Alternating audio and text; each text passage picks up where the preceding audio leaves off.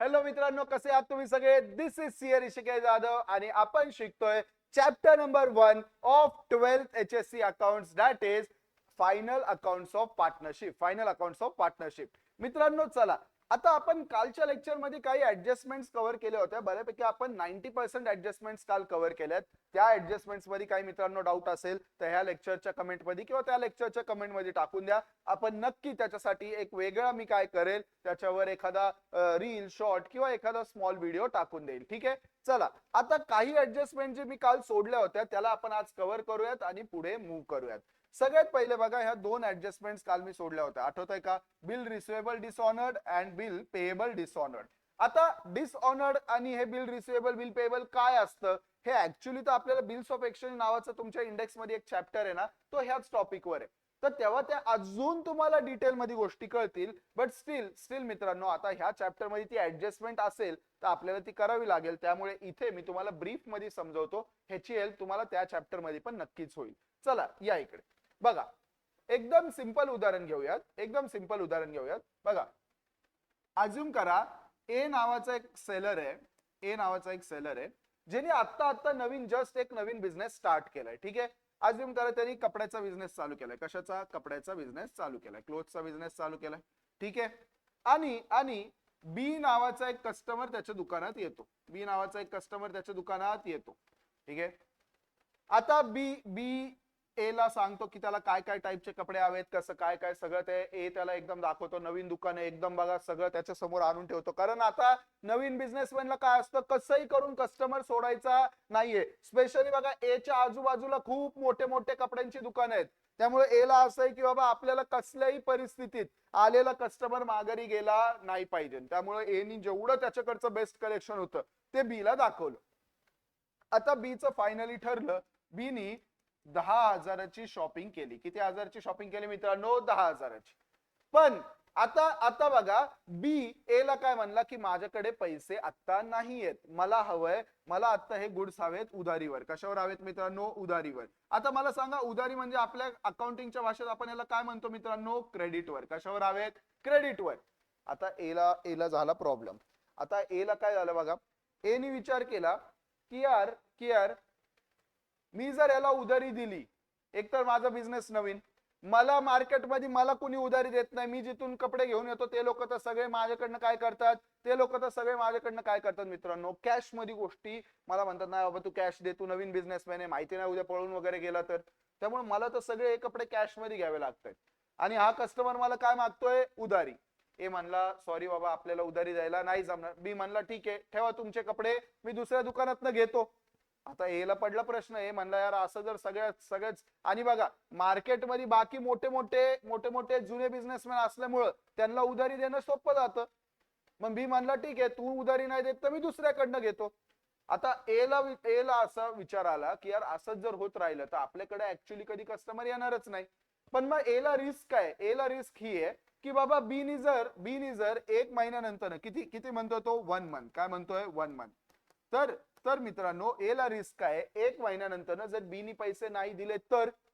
आता फक्त हे बोली भाषावरनं, म्हणजे एनी बीला प्रॉमिस केलंय, बीनी एला प्रॉमिस केलंय, ह्याच्यावरनं कोर्टात जाऊन उद्या काय आपण प्रूव्ह करू शकतो का? नाही. तर एला रिस्क आहे, उद्या जर बीनी पैसे नाही दिले तर हे एला रिस्क आहे. दुसरा पण एक प्रॉब्लेम आहे एला दुसरा प्रॉब्लेम हा आहे मित्रांनो की एला पैशाची गरज कधी होती? आज. एला पैशाची गरज कधी होती? आज. बरोबर, आज त्याला पैशाची गरज होती. पण त्याला पैसे कधी मिळणार आहेत मित्रांनो? एक महिन्यानंतर. तर बघा, आता आपण जे शिकणार आहे तो हा सगळा प्रॉब्लेम कसा सॉल्व्ह करतो. ए काय करतो मित्रांनो? ए ना एक त्याच्या ड्रॉअर मधनं एक पेपर काढतो. काय काढतो? पेपर. आणि त्या पेपर मध्ये तो लिहितो की बी प्रॉमिस कर. काय कर? प्रॉमिस कर मला की 1 मंथ नंतर तू मला 10,000 रुपये पे करशील. तू मला काय करशील? 10,000 रुपये पे करशील.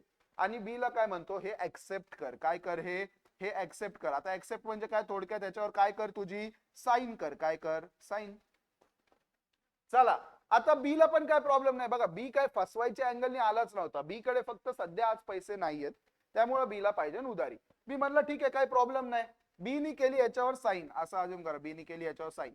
ठीक आहे, आता जशी बीनी साईन केली ना, हा जो डॉक्युमेंट आहे ह्याला आपण म्हणतो मित्रांनो बिल ऑफ एक्सचेंज. काय म्हणतो मित्रांनो? Bill of exchange. Are you getting it? चला, आता हा बिल ऑफ एक्सचेंज एक लीगल डॉक्युमेंट झाला. थोडक्यात आता बघा, ए ची रिस्क इथे संपली. उद्या जर 1 महिन्यानंतर जर बी नी पैसे नाही दिले तर ए कोर्टात जाऊ शकतो आणि कोर्टात हे डॉक्युमेंट दाखवून तो बी वर काय करू शकतो? केस करू शकतो. Are you getting it? हे सगळ्यात पहिलं. पण तुम्ही म्हणसाल सर याच्यानी एक प्रॉब्लेम सॉल्व्ह झाला की ए ची रिस्क कमी झाली, पण सर त्याचं काय? ए ला आज पैसे पाहिजे नव्हते, त्याचं काय होणार? तर बघा, आता बँक मध्ये मित्रांनो, कुठे? बँक मध्ये ना मित्रांनो एक फॅसिलिटी असते. बँक मध्ये एक फॅसिलिटी असते. काय फॅसिलिटी असते सर? बघा, बँक मध्ये काय होतं माहिती का मित्रांनो? जर ए उद्या बँकेत गेला, बँकेत ए जाऊन काय म्हणतो माहिती का? माझ्याकडे एक काय आहे? बिल ऑफ एक्सचेंज आहे. माझ्याकडे एक काय आहे? बिल ऑफ एक्सचेंज आहे. कितीचं? 10,000 रुपयाचं माझ्याकडे बिल ऑफ एक्सचेंज आहे. तर जर तुम्ही मला आज काही पैसे दिले तर हे बिल मी तुम्हाला देतो, 1 महिन्यानंतर तुम्ही पैसे घ्या. तर बघा, आता बँक काय म्हणतं? ठीक आहे, कितीचं बिल आहे? 10,000. आम्ही तुला आज देतो 9,700. बघा, एक अज्युम करून अमाऊंट घेतली मी. पहिली गोष्ट तर मला सांगा, बँक पूर्ण 10,000 आज देईल का? जर बँक तुम्हाला आज 10,000 देते आणि 1 महिन्यानंतर बँकेला पण 10,000 मिळणार, मग बँकेचा याच्यात फायदा काय झाला? बँक काय म्हणणार? तुला मी आज पैसे देतो, पण किती? थोडे कमी, मे बी 200-300 कट करून बँकेने किती दिले? 9,700. आता ए ला 200-300 कमी मिळाले, बट ऍटलीस्ट त्याला जेव्हा पैशाची गरज होती त्याला आज पैसे मिळाले. येस. बी ला क्रेडिट पाहिजे नव्हतं, बी ला क्रेडिट मिळालं. येस. आणि बँकेचा पण इन्कम झाला. कसं? बँक 1 महिन्यानंतर काय करणार? बी कडे जाणार हे डॉक्युमेंट घेऊन आणि बी ला काय म्हणणार की बाबा हे बघ, तू ज्याच्याकडनं गुड्स बाय केलेले ना त्यांनी हे बिल मला दिलंय, तर बाबा तू मला 10,000 रुपये देऊन टाक. आता बी नी त्याला 10,000 दिले, तर थोडक्यात बघा बँकेचा पण किती? 300 रुपयाचा काय झाला? इन्कम झाला. बघा, म्हणजे या सगळ्या ट्रान्झॅक्शन मध्ये बघसाल, एक एक करून बघूयात. ए चा फायदा कसा झाला? पहिले तर डॉक्युमेंटमुळे ए ची रिस्क कमी झाली, आणि दुसरं म्हणजे ए ला आज पैशाची गरज होती, ए ला आज पैसे मिळाले बँकेकडनं. कुणाकडनं? बँकेकडनं. बी चा फायदा कसा झाला? बी ला पाहिजे नव्हतं 1 महिन्याचा उधारी, बी ला 1 महिन्याची उधारी मिळाली. आणि बँकेचा फायदा बघा, बँकेला 300 रुपयाचं काय मिळालं? थोडक्यात इंटरेस्ट. 300 रुपयाचा काय मिळाला? इंटरेस्ट. तर अशा ह्या अख्ख्या ट्रान्झॅक्शनला मिळतो. अशा ट्रान्झॅक्शनला आपण म्हणतो मित्रांनो discounting bill of exchange with bank. बघा मित्रांनो, काय म्हणतो आपण? Discounting bill of exchange with bank. थोडक्यात ए जाऊन जेव्हा हे बिल बँकेला देतो आणि बँक कडनं ह्या बघा ना, बँकेने आपल्याकडनं काही पैसे घेतले, त्याला आपण डिस्काउंटिंग चार्जेस म्हणतो. काय म्हणतो? Discounting charges. थोडक्यात डिस्काउंटिंग विथ बँक म्हणजे काय? ए जाऊन बँकेला म्हणतो हे डॉक्युमेंट तुमच्याकडे ठेवा, 1 महिन्यानंतर तुम्ही माझ्या कस्टमर कडनं 10,000 घ्या, मला त्याच्या बदल्यात आजच काही पैसे द्या. तर त्याला आपण म्हणतो डिस्काउंटिंग विथ बँक. आता बघा, लॉजिकली विचार करा, 1 महिन्यानंतर 2 गोष्टी होऊ शकतात. कुठल्या 2? बी पैसे देतोय आणि बी पैसे नाही देतोय. बी जर पैसे देतो तर त्याला आपण मित्रांनो म्हणतो बिल इज ऑनर्ड. काय म्हणतो? Bill is honoured. ऑनर्डचा अर्थ काय? की बाबा ए नी पैसे गपचूप दिले, ए नी काही प्रॉब्लेम नाही केला, बँक बी कडे गेलं, सॉरी ए नी नाही, बी, बँक बी च्या घरी गेलं, बी ला दाखवलं बिल, हे बघ बाबा 10,000चं बिल, चुपचाप बी नी 10,000 रुपये काढले, बँकेला दिले, ट्रान्झॅक्शन इथे संपला. बट जर बी नी 1 महिन्यानंतर पैसे नाही दिले मित्रांनो, तर त्याला म्हणतो आपण बिल इज डिसऑनर्ड. काय म्हणतो मित्रांनो? Bill is dishonoured. डिसऑनरचा अर्थ काय? बघा, आपण म्हणतो ना डिसरिस्पेक्ट, तसं डिसऑनर म्हणजे काय? की बाबा एखाद्याने प्रॉमिस केलेलं की तो पैसे देणार, बट ड्यू डेट आली त्या दिवशी त्यांनी पैसे नाही दिले. आता बघा, बँक जेव्हा बी च्या घरी गेलं 1 महिन्यानंतर, तेव्हा बी नी 10,000 रुपये द्यायला नाही म्हणले. आता बँक बी सोबत वाद घालत बसणार आहे का? काही नाही. बँक सरळ उठणार मित्रांनो. आणि बघा बँक काय करणार माहिती का? बँक सरळ उठून ना जाणार कुठे? ए च्या घरी. कुठे जाणार? ए च्या घरी. आणि ए ला म्हणणार हे बघ, तुझा कस्टमर पैसे देत नाहीये, तर तू आता आम्हाला पैसे दे, तू आणि तुझा कस्टमर बघून घ्या. Are you getting it? कळलं का? थोडक्यात बघा, आता आपण काय करूयात, ह्या सगळ्या प्रोसेसमध्ये आपण काय केलं? Discounting of bill of exchange शिकलो. बट आत्तापुरती आपल्याला फायनल अकाउंट साठी ना एवढं तर सगळं काय गरजेचं नाहीच आहे. हे तर कधी लागणार आहे आपल्याला? त्या चॅप्टर नंबर जो काय आपला 5-6 आहे त्यामध्ये. आत्तापुरती एवढंच समजा, बँकेला आता पूर्ण इग्नोर करून टाका, बँकेला फुल इग्नोर करा. केलं का इग्नोर बँकेला? नसल केलं तर पटकन करा, बँकेला इग्नोर केलं का? येस सर केलं आम्ही बँकेला इग्नोर. सर तुम्ही पण इग्नोर करता का? चला मी पण इग्नोर करतो बँकेला. Bank ignore, bank ignore, bank ignore, bank ignore.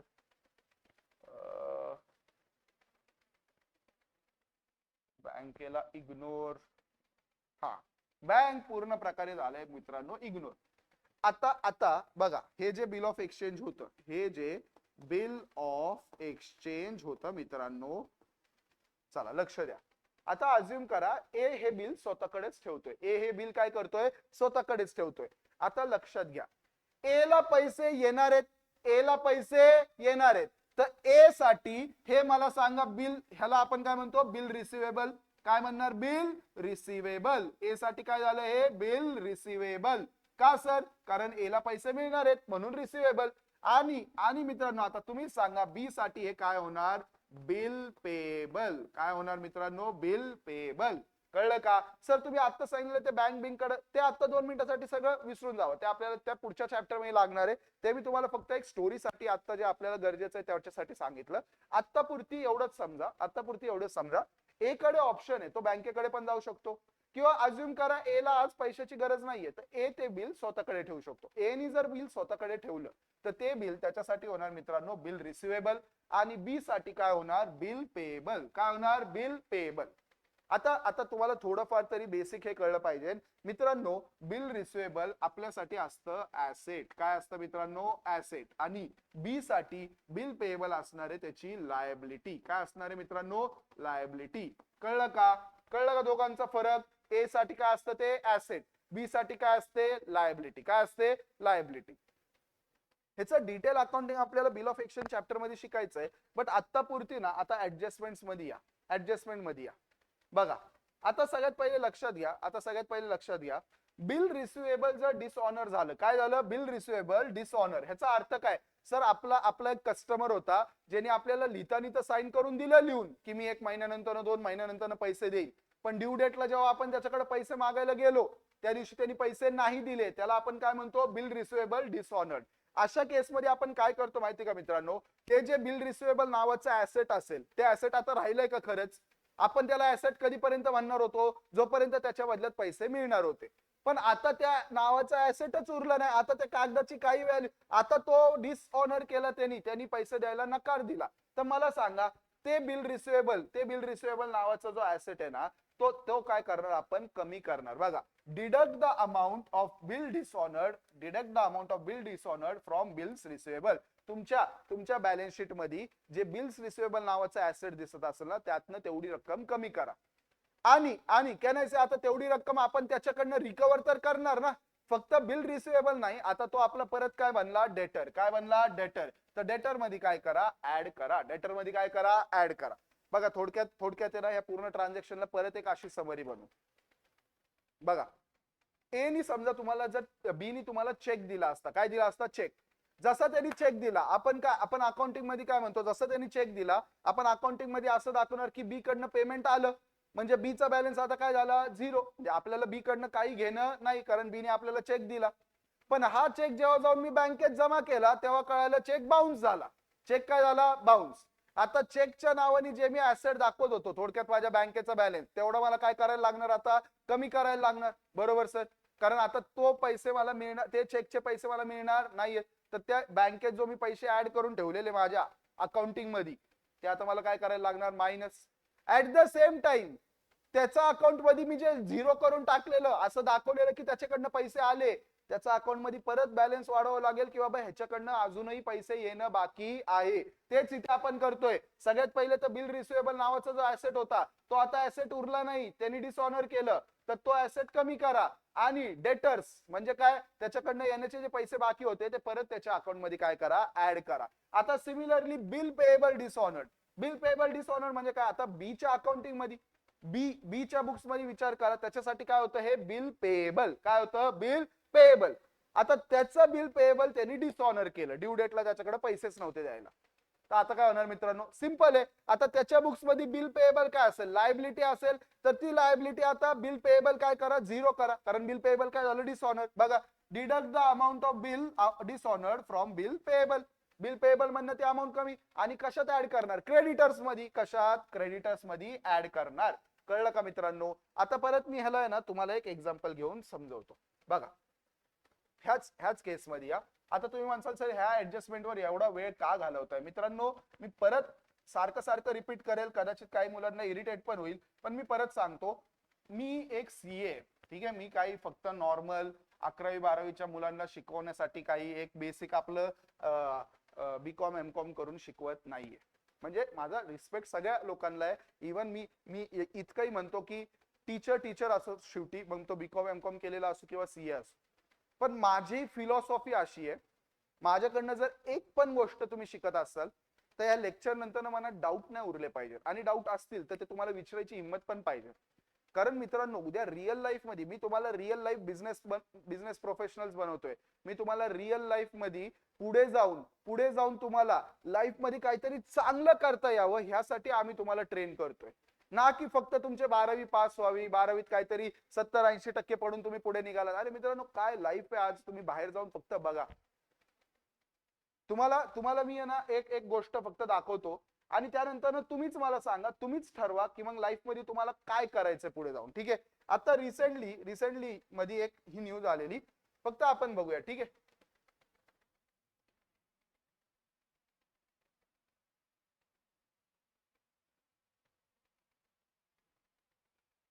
अभय भुतडा नावाचे पुण्यात पुनावाला फिनकॉप नावाची एक कंपनी आहे. पुनावाला नाव तर तुम्ही ऐकलं असेल साहजिक आहे. सीरम आपलं जे काय म्हणतात त्याला, वॅक्सिन बनवलेलं कोविड मध्ये, त्याची ही एक कंपनी आहे. त्या कंपनीमध्ये हे सिनियर पोझिशनला काम करतात. ठीक आहे, ह्यांचं फक्त बॅकग्राऊंड बघूयात आपण आणि त्यांची सॅलरी बघूयात.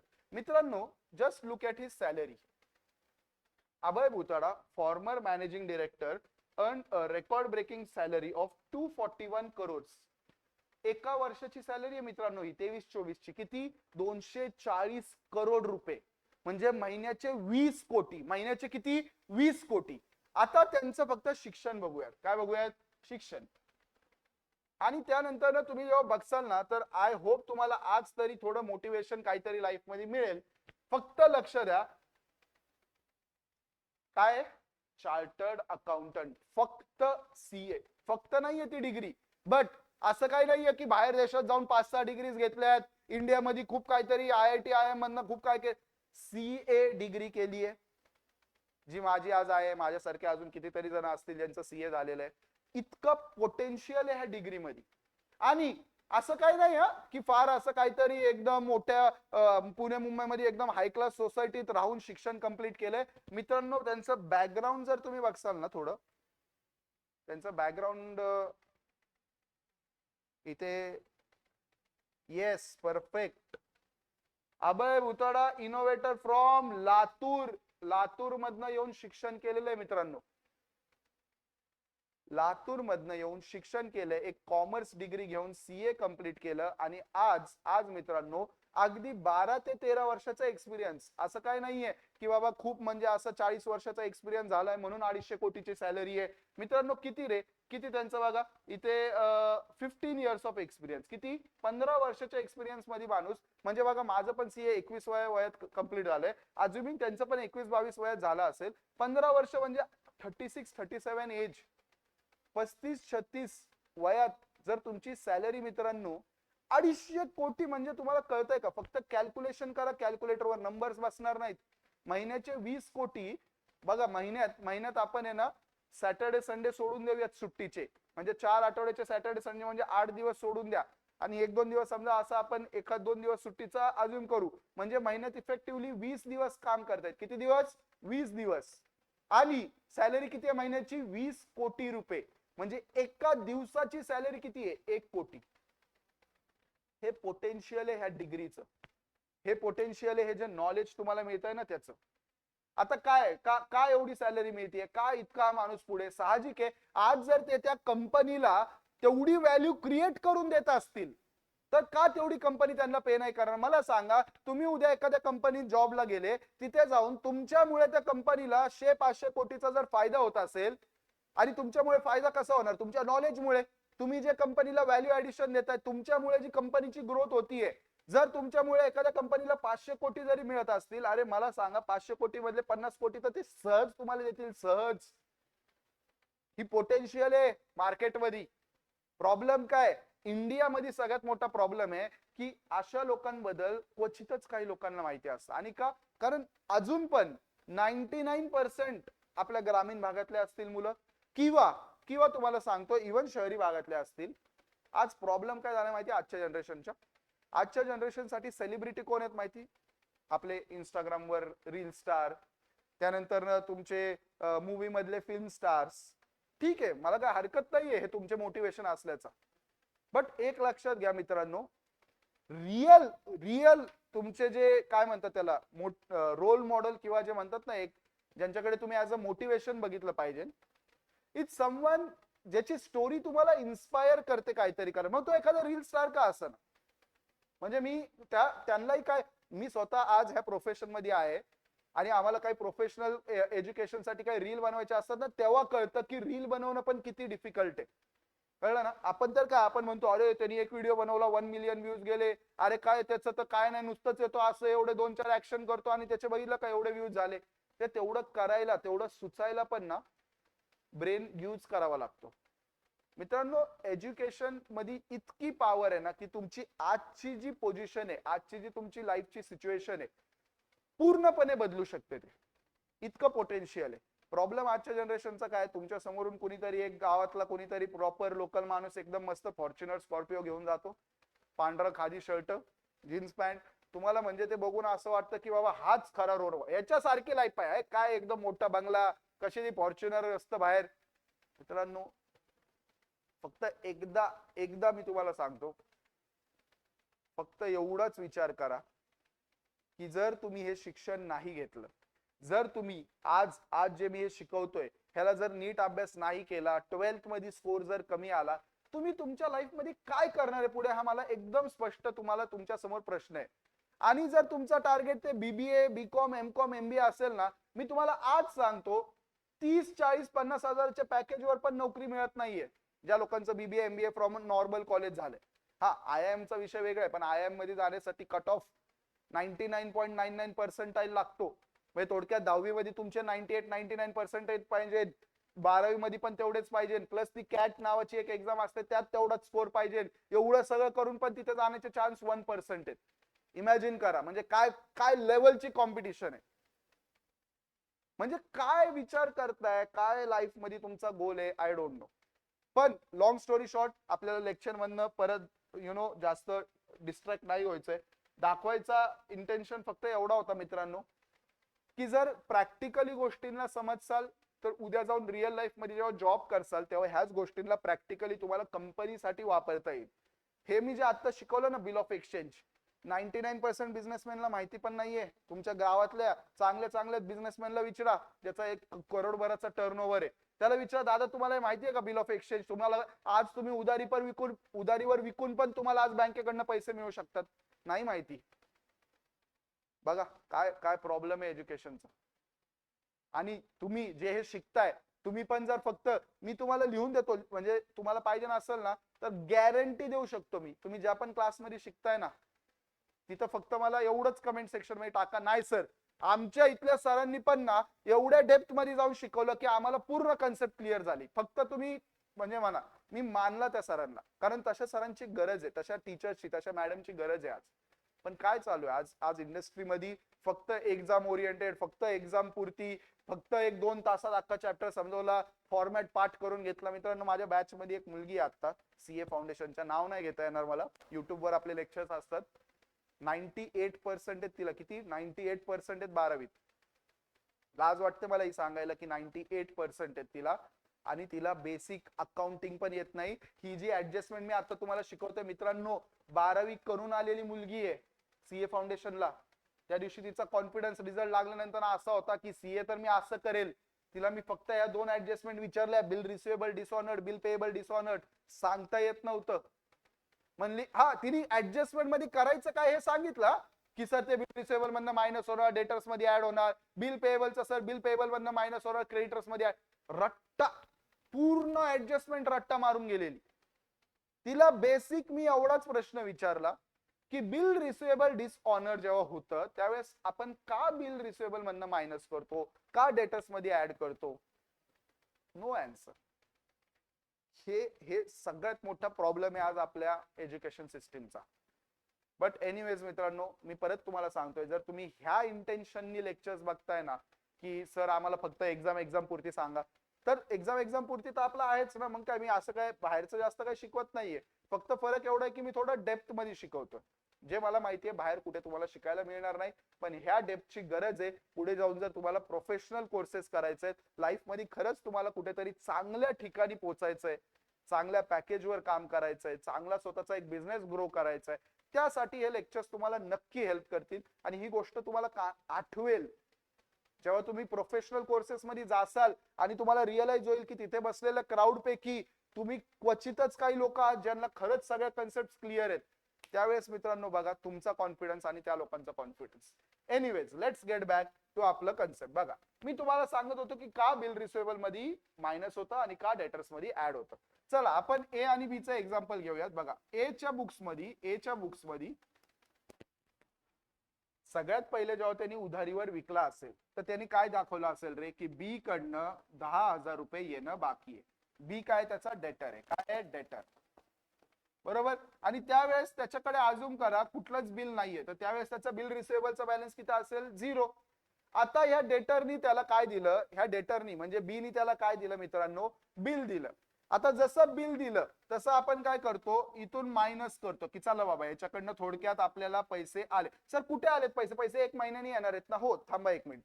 आपण इथनं मायनस करतो आणि असं दाखवतो की ह्याच्याकडनं पैसे आले आणि ते आले तर नाहीयेत, मग त्या नावाने आपल्याला काय मिळालंय, बिल रिसिवेबल. तर आपण बिल रिसिवेबल मध्ये ते 10,000 काय करतो, ऍड करतो. तर ह्याचा इम्पॅक्ट बघा मित्रांनो काय झाला. आता तुमच्या डेटर्सचा बॅलन्स दिसतोय 0 आणि तुमचा बिल रिसिवेबल बॅलन्स दिसतोय 10,000. क्लिअर आहे मित्रांनो. आता ड्यू डेटला हे बिल डिसऑनर झालं. काय झालं, डिसऑनर म्हणजे बीनी पैसे नाही दिले. त्यामुळे परत उलट करणार बघा. आता जर डिसऑनर झालं, काय झालं, डिसऑनर, त्या दिवशी परत काय करणार, परत सर आता ह्या बिल रिसिवेबल नावाच्या ऍसेटचा तर काही फायदा नाही, बिल रिसिवेबल परत झालं 0. आणि सर परत असं दाखवणार की आपल्या बी कडनं 10,000 रुपये येणं बाकी आहे, आपल्याला बी कडनं 10,000 रुपये येणं बाकी आहे. म्हणजे आता जी आपण ऍडजस्टमेंट वाचली ना ती ही होती. डिसऑनर झालं की काय करतो आपण, बिल रिसिवेबल मधनं मायनस करतो आणि परत डेटर्स मध्ये काय करतो, ऍड करतो. सिमिलरली बी च्या बुक्स मध्ये असणार, तो काय करणार, बिल पेएबल मधनं मायनस करणार आणि क्रेडिटरच्या अकाउंट मध्ये परत पैसे म्हणजे पेएबल दाखवणार, परत पेएबल दाखवणार. चलो मित्रांनो, आय होप तुम्हाला या दोन्ही ऍडजस्टमेंट क्लिअर झाल्या असतील. आता पुढे जाऊयात. आता बघा तुम्हाला आठवतंय का, ही पण एक ऍडजस्टमेंट होती जी मी मागे ठेवली होती, revenue receipts and capital receipt. ह्यासाठी थोडं मला तुम्हाला एक थेरी पार्ट तुम्हाला शिकवायचा आहे. तर एकच मिनिट द्या मला फक्त.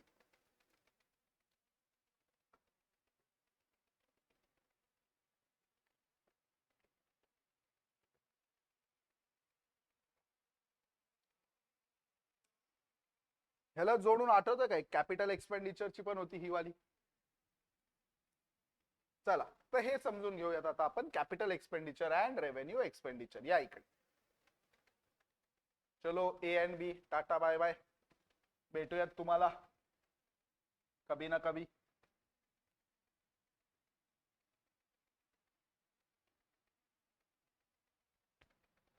चला मित्रांनो, आता आपण काय शिकणार आहे, कॅपिटल अँड रेव्हेन्यू एक्सपेंडिचर आणि कॅपिटल अँड रेव्हेन्यू रिसिट्स.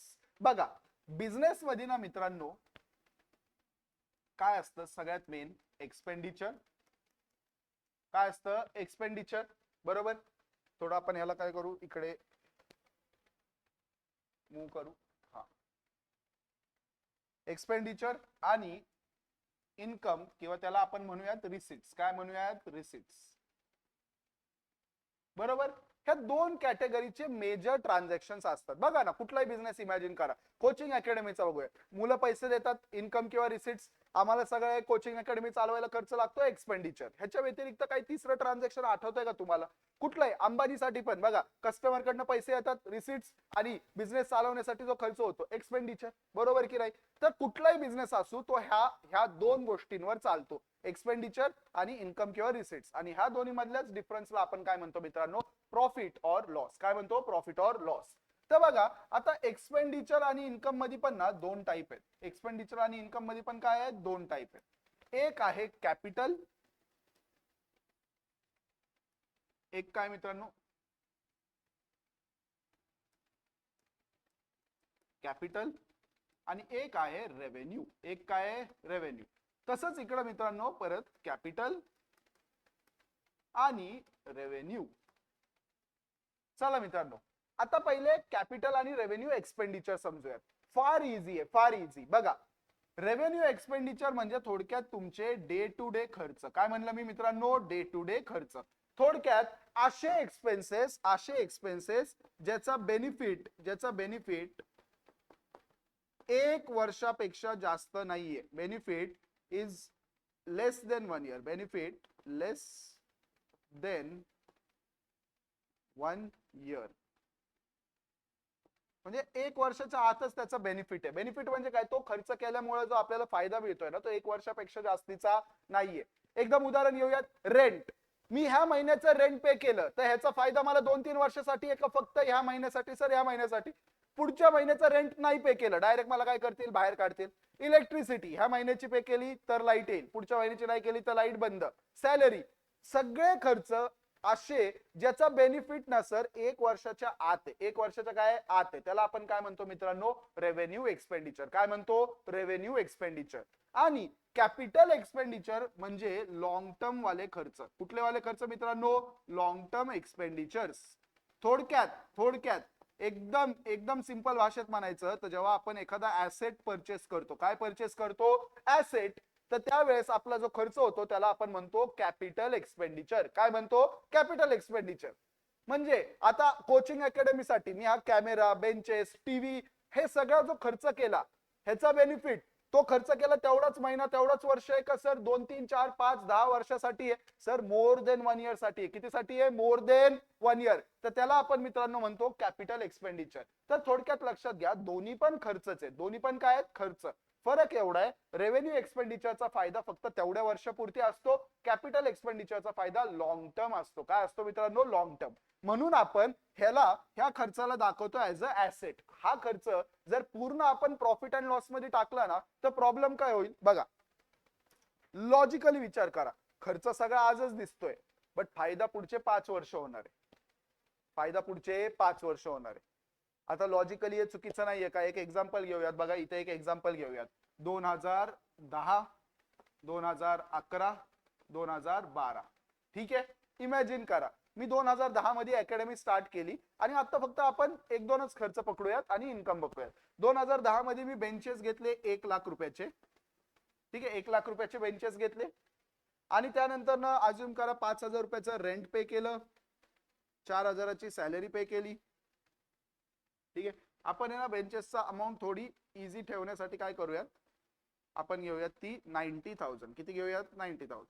चला, आणि एवढंच करून ना, आणि मला मुलांकडनं इन्कम आला, फीज आल्या 60,000. किती आल्या? 60,000. आता पुढच्या वर्षी परत बेंचेसचा खर्च करायची गरज आहे का? दरवर्षी घेतो का? नाही. कारण हा काय झाला? Capital expenditure. हा काय झाला? कॅपिटल. आणि सॅलरी आणि रेंट हे तर दरवर्षी पे करावं लागेल, बरोबर सर? पुढच्या वर्षी पण अज्युम करा तेवढीच सॅलरी आणि तेवढंच रेंट पे केलं. तेवढंच काय पे केलं मित्रांनो? रेंट. आणि पुढच्या वर्षी पण तेवढंच इन्कम झाला, 60,000. 60,000. आता बघा, आपण प्रॉफिट काढूयात. पहिल्या वर्षाचं बघा, 95,000 प्लस 499 मायनस 60. सर पहिल्या वर्षी तर लॉस झाला 39,000 चा. पहिल्या वर्षी काय झाला? लॉस. दुसऱ्या वर्षी बघा 51,000 चा सर प्रॉफिट झाला. 51 चा काय झाला? हे बघा इथं मी लिहितो लॉस, इथे झाला प्रॉफिट. आणि ह्या वर्षात पण बघूयात, आपल्याला परत 51,000 चा परत काय झाला मित्रांनो? प्रॉफिट. काय झाला? प्रॉफिट. आता लक्षात घ्या मित्रांनो, लॉजिकली मला सांगा हे बरोबर आहे का? 2010 साली आपण म्हणतोय ऑलमोस्ट 40,000चा लॉस झाला आणि पुढच्या 2 वर्षात 50,000चा प्रॉफिट झाला. सर ह्याच्यात एक प्रॉब्लेम आहे. सर हे 5 आणि 4,000चे खर्च तर ठीक आहे, हे तर सर दर वर्षाचे खर्च आहे, दरवर्षी मायनस झाले पाहिजे. पण सर हा जो 90,000चा खर्च आहे, आता समजा अज्युम करा हे बेंचेस आपण 3 वर्ष वापरणार आहे. किती वर्ष वापरणार आहे? 3 वर्ष. तर सर लॉजिकली हा 90,000चा खर्च 3 वर्षात डिवाइड झाला पाहिजे. म्हणजे कसं बघा सर, तुम्ही यांना काय करा, तुम्ही यांना करेक्ट प्रॉफिट काढण्यासाठी काय करा, 30,000 ह्या वर्षात टाका, 30,000 ह्या वर्षात टाका आणि 30,000 ह्या वर्षात. का? कारण पूर्ण 90,000चा जो खर्च आज केलाय त्याचा फायदा 3 वर्ष आहे. त्याचा फायदा किती आहे? 3 पण वर्ष. तर त्या खर्चाला काय करा, 3 वर्षात डिवाइड करा. अरे गेटे जास्त लॉजिकल आहे का नाही? आणि आता बघा, आता माझा प्रॉफिट अँड लॉस कसा येईल रे? आता कसं येईल बघा, पहिल्या वर्षी 39,060, तर 21,000चा प्रॉफिट, दुसऱ्या वर्षी 21,000चा प्रॉफिट, तिसऱ्या वर्षी पण. हे जास्त लॉजिकल आहे की नाही? Yes sir. थोडक्यात हेच आपल्याला सांगतात की कॅपिटल एक्सपेंडिचरला पूर्ण एकाच वर्षात डेबिट पीएनएल मध्ये नका करू. प्रॉफिट अँड लॉस आठवतंय ना? डेबिट साइडला सगळे खर्च, क्रेडिट साइडला सगळे इन्कम. तेच ते म्हणतायत, तुम्ही एखादी मशिनरी घेतली, तुम्ही लँड घेतली, तुम्ही बिल्डिंग घेतली, असे जे मोठे मोठे ऍसेट्स आहेत ना, ह्याचा खर्च होतो भले त्याच वर्षी, पण त्याचा फायदा आहे ना 5, 6, 10 वर्षासाठी असतो. आणि त्यामुळे त्या पूर्ण खर्चाला एकाच वर्षात तुम्ही डायरेक्ट ऍज अ एक्सपेन्स नका दाखवू, त्याला सगळ्या वर्षांमध्ये काय करा, डिवाइड करा. कळलं मित्रांनो? आणि हे सगळ्या वर्षांमध्ये डिवाइड करायलाच आपण म्हणतो डेप्रिसिएशन. काय म्हणतो? डेप्रिसिएशन. आता तुम्हाला कळलं असेल बघा, ऍसेट वर जे आपण डेप्रिसिएशन काढतो त्याला आपण काय करतो, दरवर्षी थोडं थोडं करून ना प्रॉफिट अँड लॉस मध्ये, बरोबर, ऍसेटला दरवर्षी थोडं थोडं काय करतो, डेप्रिशिएट करतो आणि ते आपण कुठे टाकतो, पीएनएल ला. कळलं? पण आता ही ऍडजस्टमेंट काय आहे, आता जे आपण शिकतोय ती ऍडजस्टमेंट सिंपल आहे. कधी कधी चुकून जर असं झालं, फॉर एक्झाम्पल तुम्ही कॉम्प्युटर घेतला, काय घेतलाय, कम्प्युटर. तर आता कम्प्युटर घेतला, तो त्याचा फायदा 1 वर्षापेक्षा जास्त आहे. येस. कुठला एक्सपेंडिचर आहे, कॅपिटल. तर त्याला सर एका वर्षात डायरेक्ट पूर्ण नाही टाकलं पाहिजे, त्याला जेवढ्या वर्षाचा फायदा आहे तेवढ्या वर्षांमध्ये काय केलं पाहिजे, डिवाइड केलं पाहिजे, बरोबर. पण ऍडजस्टमेंट अशी येते खाली की चुकून त्यांनी दाखवलं it as a revenue expenditure. चुकून काय दाखवलं, रेव्हेन्यू. म्हणजे काय नाही से, त्या वर्षाच्या प्रॉफिट मध्ये तो पूर्ण मायनस झाला असेल खर्च, त्या वर्षाच्या प्रॉफिट मध्ये तो खर्च काय झाला असेल, पूर्ण मायनस, जे चुकीचं आहे. तर आपण काय करणार, जेवढा फॉर एक्झाम्पल 50,000चा कम्प्युटर असेल तर तेवढा आपण काय करणार, ते असे लिहून देतात की कम्प्युटरला चुकून आपण, एक एक्झाम्पल देतोय, कम्प्युटरला चुकून आपण स्टेशनरीच्या खर्चात ऍड केलं, स्टेशनरीच्या खर्चात ऍड केलं. तर काय करणार, पहिले तर कम्प्युटरची जी अमाऊंट आहे ती स्टेशनरीच्या खर्चातनं मायनस करणार. का? कारण तो सर स्टेशनरीचा खर्च नाहीये, तर त्या स्टेशनरीच्या खर्चातनं काय करणार, मायनस करणार. आणि त्या नावाचा बॅलन्स शीट मध्ये कुठे मित्रांनो, बॅलन्स शीट मध्ये काय दाखवणार, 50,000चा कम्प्युटर ऍज अ ऍसेट दाखवणार. काय दाखवणार, ऍसेट. बरं इथेच नका थांबू, आता ह्या 50,000वर काय येणार मित्रांनो, डेप्रिसिएशन. काय येणार, डेप्रिसिएशन. तर जे काय दिलं असेल, फॉर एक्झाम्पल 10%, तर असं दिलंय की दरवर्षी 10% डेप्रिसिएशन आहे. तर 50,000वर 10% किती येतं, 5,000. तर 5,000 काय करा मित्रांनो, प्रॉफिट अँड लॉस मध्ये डेप्रिसिएशनच्या नावाने डेबिट करा. आता बघा, उलट झालं. एखादा रेव्हेन्यू एक्सपेंडिचर होता, एखादा काय होता, रेव्हेन्यू एक्सपेंडिचर, चुकून दाखवला ऍज अ कॅपिटल, चुकून दाखवला as a capital. For example एखाद्या मशिनरीवर रिपेअरचं काम केलं, आता रिपेअरचं काम केलं तो त्या वर्षाचा खर्च आहे, त्याचा फायदा असं 5-6 वर्ष आहे का, नाही सर. रिपेअर त्या वर्षी काहीतरी थोडंफार झालं असेल, किरकोळ रिपेअर केलं, तो तर रेव्हेन्यू एक्सपेंडिचर आहे. चुकून दाखवलं, मशिनरी मध्ये ऍड केलं चुकून, काय करणार, एक्झॅक्ट ऑपोजिट, मशिनरी मधनं मायनस करा, कारण ते मशिनरी, नवीन मशिनरी घेतलेली नाही, मशिनरी मधनं मायनस करा आणि काय करा, एक्सपेन्सेस मध्ये ऍड करा. कळलं का? आणि त्याच्यावरचं जे डेप्रिसिएशन असेल, चुकून जर टाकलं असेल पीएनएल ला, ते पण काय करा, मायनस. शक्यतो मित्रांनो उलट येत नाही, नॉर्मली असंच येतं की कॅपिटल एक्सपेंडिचर चुकून काय दाखवला गेला, रेव्हेन्यू एक्सपेंडिचर. या इकडे ऍडजस्टमेंट मध्ये आणि एकदा बघा, कॅपिटल एक्सपेंडिचर चुकून इन्क्लूड केलाय रेव्हेन्यू मध्ये, तर काय करणार मित्रांनो, पहिले रेव्हेन्यू मधनं चुकून, रेव्हेन्यू मध्ये चुकून ऍड झालाय, तर तो एक्सपेंडिचर रेव्हेन्यू मधनं काय करा, मायनस. बघा, deduct that particular revenue expense. Deduct म्हणजे काय, ते रेव्हेन्यू एक्सपेन्स मधनं मायनस करा आणि त्या नावाच्या ऍसेट मध्ये, बॅलन्स शीट मध्ये काय करा, ऍड करा. उलट चुकून रेव्हेन्यू एक्सपेंडिचर कॅपिटल म्हणून दिसतोय, म्हणजे ऍसेट मध्ये चुकून ऍड झालाय, तर काय म्हणणार, deduct from the asset, asset मधनं काय करा, मायनस करा, आणि त्या एक्सपेंडिचर मध्ये त्याला काय करा, पीएनएल मध्ये ऍड करा. म्हणजे चुकून सॅलरी, एखाद्या मशिनरीवर एखाद्या माणसाने काम केलेलं, ते सॅलरीला चुकून आपण ऍसेट मध्ये ऍड केले. ठीक आहे, तर आता काय करा, ऍसेट मधनं तेवढं मायनस करा आणि परत तुम्ही सॅलरी मध्ये इकडे पीएनएल ला त्याला ऍड करा. आय होप तुम्हाला कळलं असेल. चला, आता सिमिलरली मित्रांनो, similarly capital and revenue receipts पण तसंच आहे बरं का. कॅपिटल रिसिट म्हणजे ना जे मोस्टली वन टाइम टाइपचे असतात. काय असतात, वन टाइम. आणि रेव्हेन्यू म्हणजे ना मोस्टली असं समजून घ्या एकदम सिंपल भाषेत, जो तुम्ही बिझनेस करतायत, काय म्हणलं मी, जो तुम्ही बिझनेस करताय त्यातनं येणारे पैसे, म्हणजे तुम्ही गुड्स अँड सर्व्हिसेस जे विकून पैसे येत आहेत त्याला आपण म्हणतो रेव्हेन्यू रिसिट. काय म्हणतो, रेव्हेन्यू रिसिट. कॅपिटल रिसिट म्हणजे काय माहिती का, थोडक्यात लोन घेतलं, बरोबर. अगेन असा विचार करा, असे पैसे बिझनेस मध्ये आले ज्याच्यामुळे आपल्याला लॉंग टर्म मध्ये फायदा झाला. काय झाला, लॉंग टर्म मध्ये, त्याला आपण काय म्हणणार, कॅपिटल रिसिट्स. कळलं का मित्रांनो. चला, आता त्याचं पण ऍडजस्टमेंट सेमच येणार. बघा इकडे, आता बघा, पहिले revenue receipts included in capital receipt. Example, sale of goods included in sale of furniture. तुम्ही काय केलंय, नॉर्मल गुड्स विकलेत. नॉर्मल गुड्स विकले म्हणजे काय म्हणलेलं मी, नॉर्मल बिझनेसचा इन्कम म्हणजे रेव्हेन्यू रिसिट. चुकून त्याला दाखवलं की फर्निचर विकला. आता फर्निचर लॉंग टर्म ऍसेट आहे, त्याला विकलं म्हणजे बघा, फर्निचर विकत घेताना कॅपिटल एक्सपेंडिचर, मग फर्निचर विकताना पण जो इन्कम होणार त्याला काय म्हणणार, कॅपिटल रिसिट्स. आता लक्षात घ्या, नॉर्मल गुड्स विकले आणि असं दाखवलंय की फर्निचर विकलं, तर काय करावं लागेल, पहिले तर नॉर्मल सेल्स मध्ये पहिले काय करावं लागेल, ऍड करावं लागेल. तर बघा, ऍड टू सेल्स, आणि फर्निचर विकलंय असं दाखवलं ना, त्यामुळे फर्निचर कमी झालं असं, ते फर्निचरला वाढवा, ऍड टू फर्निचर, न विकता फर्निचर असं दाखवलंय की फर्निचर विकलं, आणि गुड्स विकले ते दाखवलंच नाही. मग गुड्स कुठे विकलेलं दाखवतो आपण, सेल्स मध्ये, तर सेल्स मध्ये ऍड करा. आणि जे चुकून असं दाखवलंय की फर्निचर विकलं, अरे बाबा विकलं नाहीये, फर्निचर मध्ये परत तेवढी अमाऊंट काय करा, ऍड करा. कळलं का मित्रांनो, are you getting it. I hope तुम्हाला आजच्या लेक्चर मध्ये ह्या क्रिटिकल ज्या ऍडजस्टमेंट्स आहेत त्या कळाल्या असतील. ठीक आहे मित्रांनो, उद्याच्या लेक्चर मध्ये आपण ह्या हिडन ऍडजस्टमेंट्स कव्हर करणार आहोत, आणि त्यानंतरनं जे तुमच्या टेक्स्टबुक मध्ये सगळे क्वेश्चन्स आहेत ते मी सॉल्व्ह करणार आहे वन बाय वन. बट त्यासाठी मी तुम्हाला एक ट्रिक देणार आहे, त्यासाठी मी तुम्हाला काही होमवर्क पण आता तुमचा चालू होईल, कारण आतापर्यंतचा पार्ट होता कन्सेप्टचा, आता इथून पुढे आपला सॉल्विंग वाला पार्ट चालू होईल. तर तुम्हालाही काही कष्ट करावे लागतील. जोपर्यंत तुम्ही स्वतःहून क्वेश्चन सॉल्व्ह करणार नाही तोपर्यंत मित्रांनो फक्त ऐकून अकाउंट्स समजत नाही, त्याला आपल्याला स्वतःहून सोडवावं लागतं. तर करूयात आपण लिटिल स्टेप्स. तुमचा हात धरून मी तुम्हाला फेब्रुवारी पर्यंत तुमचा हात मी सोडणार नाहीये, तुम्ही हात सोडून जाऊ नका. Are you getting it. कळलं का.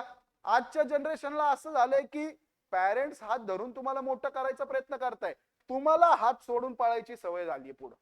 मग काय होतं बघा, लहान बाळाला जत्रेत पॅरेंट्स हात धरून पूर्ण, आई वडिलांनी हात धरलाय त्याचा नको बाबा हरवल, गर्दी आहे. आज काय झालंय, आज पूर्ण जगात गर्दी झालीये, दिसतंय पालकांना, हा बिचारा त्या गर्दीत, बाबा माझं लेकरू माझं पोरग ह्या गर्दीत कसं कसं म्हणजे स्वतःला हे करेल, हे दिसतंय पॅरेंट्सला. त्यामुळे बिचारे तुमचा हात धरून, टीचर्स तुमचा हात धरून तुम्हाला ह्या गर्दीतनं कसं बाहेर काढता येईल, कसं तुम्हाला ह्या दुनियेत चांगलं पुढे मोठं करता येईल, कसं तुम्हाला ह्या गर्दीतनं ह्या गोंधळातनं पुढे घेऊन जाता येईल, ह्यासाठी तुमचा घट्ट हात धरून सगळे टीचर्स पॅरेंट्स तुमची साथ देत असतात. पण बघा, मग एखादा मुलगा असतो, त्याला असं वाटतं हे कशाला माझा हात धरतायत, कशाला मला सारखं ओढतायत, मग काय करतो, हात सोडतो. आणि मग काय होणार सांगा बरं, काय होतं, शेवटी हरवतो. मग हरवल्यावर परत कुणाची आठवण येते, आई वडिलांची. तसंच आहे मित्रांनो, आज आम्ही तुमचा हात धरून तुम्हाला पुढे घेऊन जायचा प्रयत्न करतोय. आता जर तुम्हीच जर आमचा हात सोडून पुढे जायचं पळायचा इकडे तिकडे प्रयत्न केला, नाही आम्हाला नाही बघायचे ते लेक्चर्स, आम्हाला नाही करायचा अभ्यास, एक दिवस येईल परत शोधत तिथेच येणार आहे. कारण शेवटी ह्याच्याशिवाय तर सोल्युशन नाहीये तुमच्याकडे. एज्युकेशन शिवाय पुढच्या तुमच्या लाईफ मध्ये तुम्हाला काहीतरी नीट करता येणार आहे का, द आन्सर इज नो. कळलं का. त्यापेक्षा आत्ताच तुम्ही पण घट्ट हात पकडा, आणि ह्या पूर्ण जत्रेतनं, ह्या पूर्ण बाहेरच्या पूर्ण एक गर्दी गोंधळातनं बाहेर कसं निघायचंय ह्याचा रस्ता आम्हाला माहितीये, तुम्ही फक्त आमच्या सोबत राहा. Are you getting it. चला मित्रांनो, see you all in the next lecture. Thank you.